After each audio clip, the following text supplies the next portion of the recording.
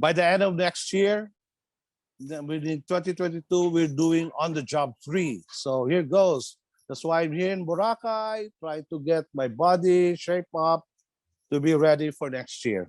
So as you can see, most of these films that you're presenting are works by great directors. And one thing I can say about my filmography or my body of work is I was able to work with all these greats. If I look back at my film retrospective, I can say, yeah, I was lucky. I worked with the great directors.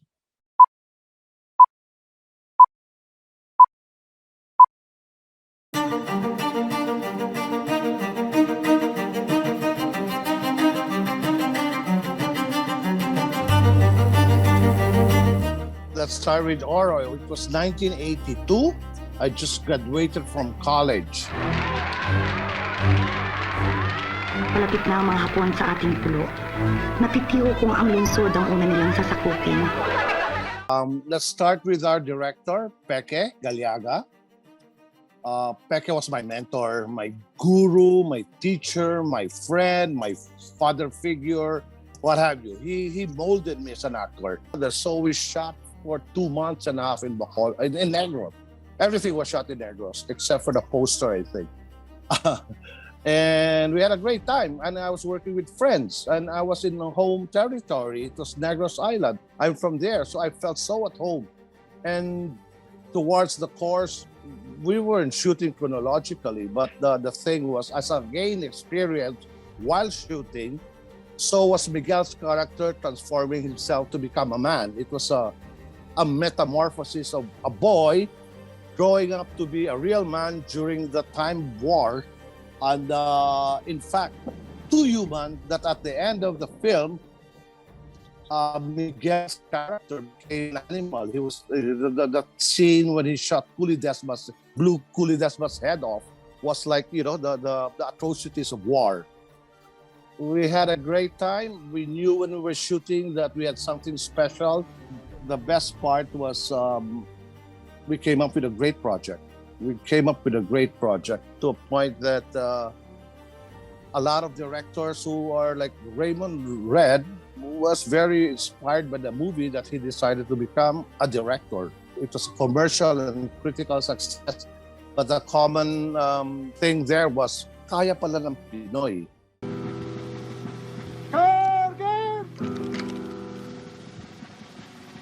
Apunte! Marilu Diaz-Zabaya virtually was Rizal, right? But before that, I was already Mike De Leon was supposed to do that film.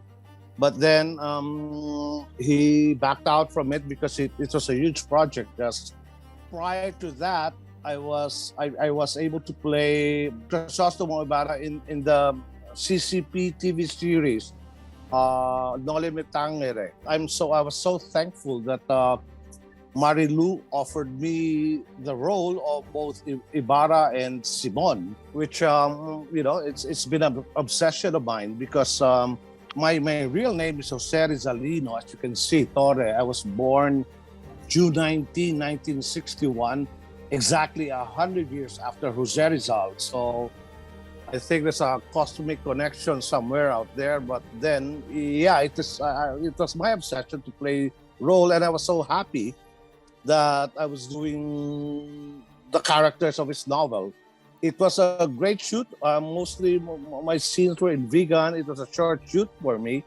But, at the same time, I was working with friends, and a lot of people there are, very good friends. I worked with Marilu a couple of times since Carnal, 1983 was it.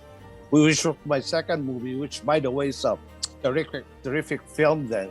I was only, I think I only had about 7, 8 shooting days with Jose Rizal, so I wasn't there for the long haul.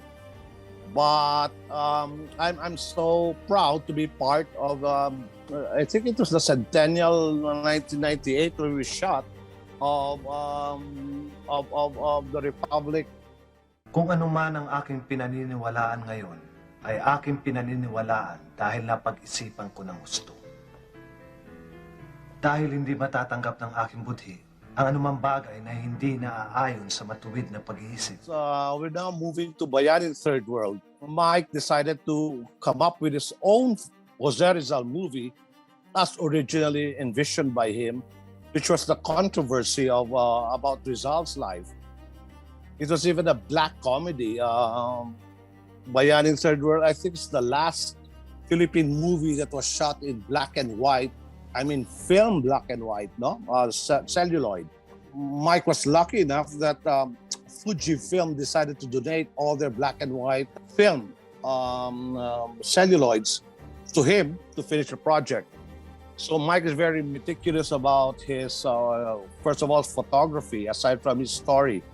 We had a great time. I was a last-minute change to the character. I think it was first Aga, and then there was, like, I think John Arcilia also auditioned for the role, but I was the last to be on board because I think I was shooting Jose Rizal and he was already shooting his Rizal at about the same time. So there was the time cross each other, and thank God for Mike. He waited for me to finish my scenes, and then decided to shoot. Mike and I were hanging out, really. He wanted to know me, he wanted to, and also during Ninoy's death, Ninoy Aquino, on August, was it 21? Yes, 1983. During the course of all this, we were already discussing the idea of him doing a Rizal film. This was way back 83, no?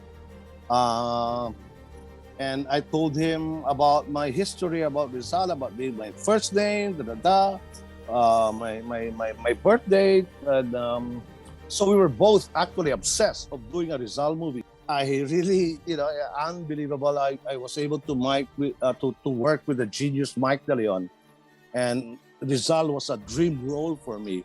And Bayaning Third Role was the perfect Rizal for me. But that was the first time I was able to get an Urian Award as a Best Supporting Actor for Bayaning Third Role, and I was so proud of that.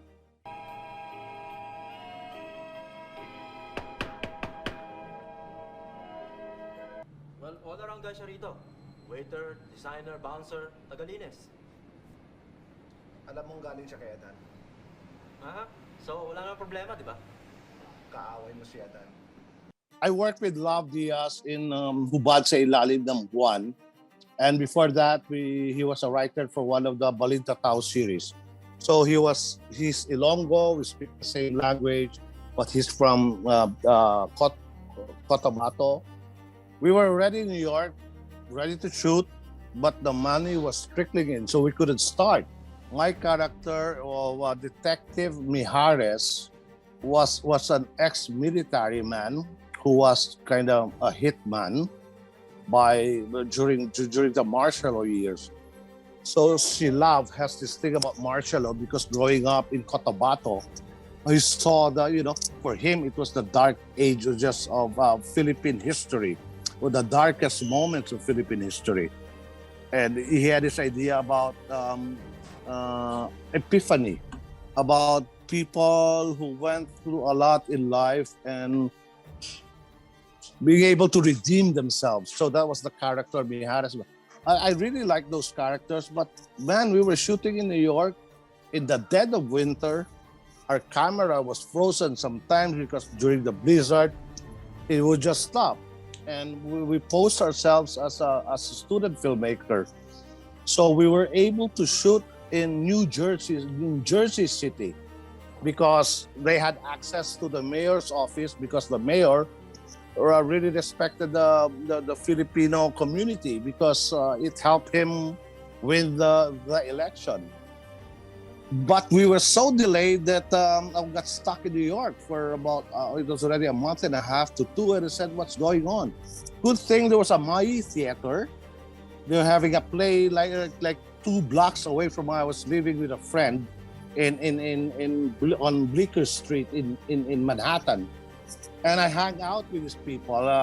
Even the director, Chris Biliado, like the artistic director of CCP before, the deputy of Chris Biliado. we grew up together from the same school as Albacolo, and so I said, Chris, is there any, what do you call this, audition? And he said, yeah, they're having an audition for Dog Eater, which was I was able to read, no, the Jessica Hagedorn's novel, Dog Eater, which again was about the commentary about the martial law years. Even our poster was Imelda. The story was, okay, I went to see the reading, they were auditioning, and we were introduced, and I said, yeah, I've read your novel, Dog Eaters, and I really like the way Jessica. And guess what? She just saw Oro Plata maybe like 5 years ago when Peke showed it in New York. And so there was this meeting of the minds, and I said, hey, Joe, can you read for us? Started out in theater in a small theater house in La Salle, Bacolod, which is called the Language Art Theater. We were doing plays, my first play, and here I am. I caught myself like during the first opening night.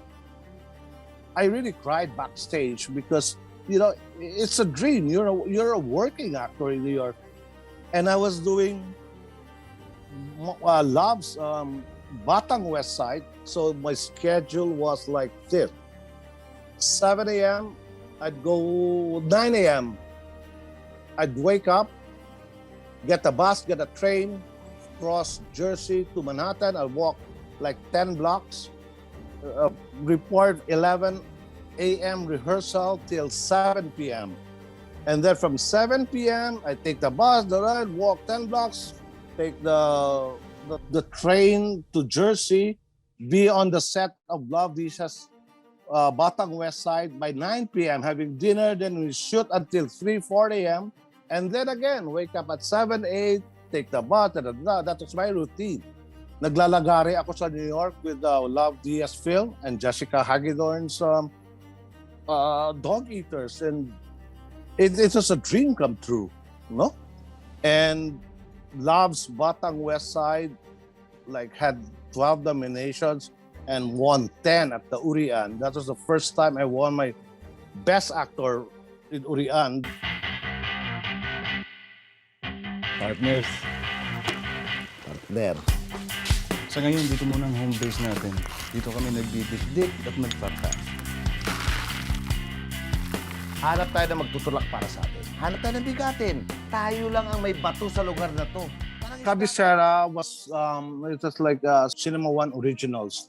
The story somehow was inspired by an incident in Romblon, I think was it, that they were dumping cocaine in the sea, in the ocean, and some of this they were in a styro boxes. Some of this coke, I don't know for what reason, maybe they were gonna get busted, or I don't know, as a diversion. But some of the boxes ended up in the shores of Negros. So there was a time that they were selling coke by the block for 1,000 pesos. Borgi Torre, Alfonso Torre III, which is a namesake of my dad too, decided to make a movie out of it. A small town like Bacolod, and we had so much fun shooting there for 12 days. I think we won most of the awards there. Borgi won his Best Director for Cinema One. I think I won Best Actor. Won Best Supporting Actress. Pimentel, Bing. It was so much fun, and I was working with my nephew. I couldn't say no to. It was a very short, intense film. I really like that film. I worked so hard for that. Art and I, we really did this scene together, drunk. So we had to ask permission from the director, since we're theater actors, so we kept rehearsing the line until we got it, at the back of our head, and decided to drink during the scene. And it turned out really well. I really like that film. I really, really like that film. It has a soft spot for me. Labas namin para silang pumatay sa target. Tapos ibabalik namin sa loob. Hindi na sila makikita dahil nasa loob na sila. When was on the job? 2013, no? But 3 years before this, si Eric already had the idea. The story was si Jay Abelio. They were working one movie with Eric. Jay was the assistant director, and he was passing time with one of the service people, yung mga driver ng mga service or the teamsters. And this guy told the story about, he was in prison for a while, and he told the story of inmates being hired to be, gun for hire, assassin. So he sounded off to Eric, and Eric picked up the story. So si Eric told me about this story about 3 years prior to shooting, where in fact we shot for pitching. We shot a short film just for Eric to pitch to probable producers. So I think I had a 3-year start for the character that until finally after 3 years, Eric said, "Okay, I think we're on with the project." One thing I can say, of course, you watch the movie, people rave about it. One of the best compliments I got was when we showed Oro. People said it was the best Filipino film they've ever seen. But the same that holds true with On the Job. For this generation, they consider one of the best Filipino films. So I have a very good bookender to that, from Oro, where I started, to On the Job. Hopefully, from our films, from our movies, more filmmakers will come out, more people will be inspired to make their own story.